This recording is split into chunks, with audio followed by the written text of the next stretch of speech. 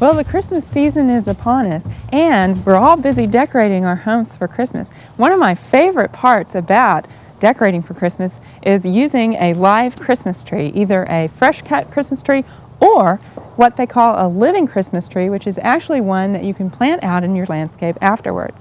Now, if you choose to do this, it can be a very fun project, but you need to keep a few things in mind. And one of the main things that you need to think about before getting a living Christmas tree is make sure you have space in your landscape to plant it into afterwards.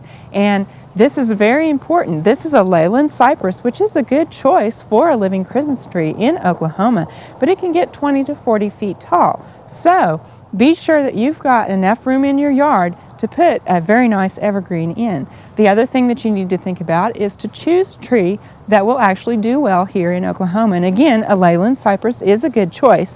Now, this has a little bit different of a texture than what we usually think of as a Christmas tree, but this will work fine because you could use chains, you could use garlands, things like that, and still you could decorate this up very nicely, and it would be a tree that would be more prone to grow successfully than, say, something like a blue spruce. Now, there are places in Oklahoma that blue spruce do quite well, but you have to be very particular about where you plant them, and so something like this would be a little bit more flexible. The other thing that you need to think about is usually these trees will either come in a container or they will be balled and burlapped. That will be that root ball that will have burlap around it. You need to make sure that you always carry these trees by the container or by the root ball. You never want to pick them up by the stem or the trunk of the tree and carry them around. And this can be very hard to remember, especially when you're dealing with a balled and burlap tree. And so if you have a balled and burlap tree, it's probably better to go ahead and place that inside another container, something like this that has an edge or even something with handles, so that you can easily move that tree around. Because if you pick it up by the trunk, what can happen is the weight of that ball on the bottom can actually break the roots, and that is a very bad thing for evergreens. It's even worse for evergreens than for deciduous trees, because evergreens actually still have their needles, and so they need those roots. So be sure that you handle the tree very carefully. The other thing that you're going to have to think about, if you like to decorate and bring your tree in early, you may not want to go the living Christmas tree route, because it really can only be in the house for about 10 days. So if you like to decorate on the 1st of December, maybe you better go with a cut tree. However, if you would like to bring your living Christmas tree in, there's a way that you can condition it. You need to bring it in to the garage for a few days and let it kind of become accustomed to being inside, and then move that into the house about 10 days before Christmas. Now, you also need to make sure that you keep it watered. It won't really take as much water as a cut Christmas tree will, but you do need to make sure that that root area doesn't dry out.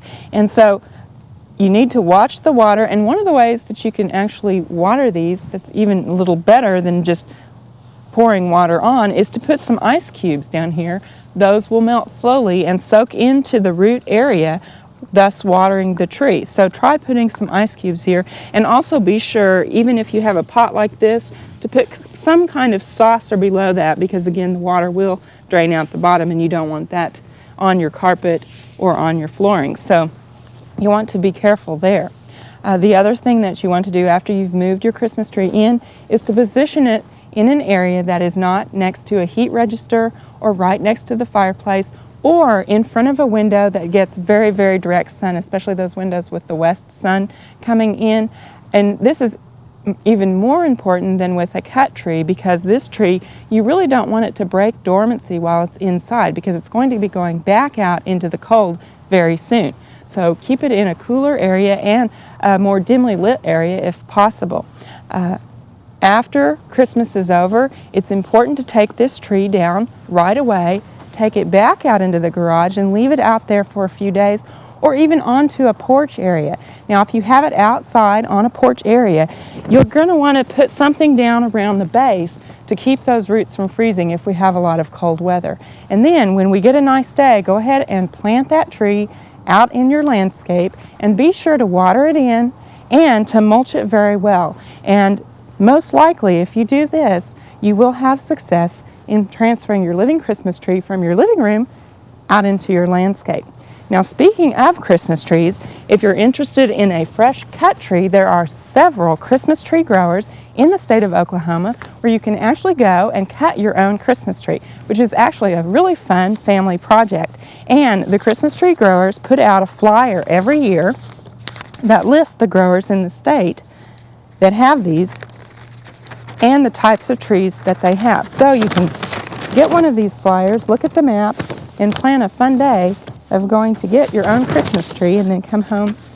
And the nice thing about this is you're very assured of a very fresh Christmas tree if you cut the tree right off the lot and take it home.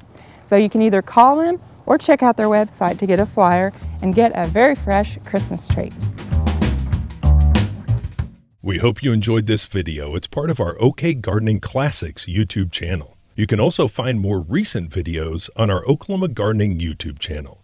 And join us on social media for great gardening tips, photos, and discussion.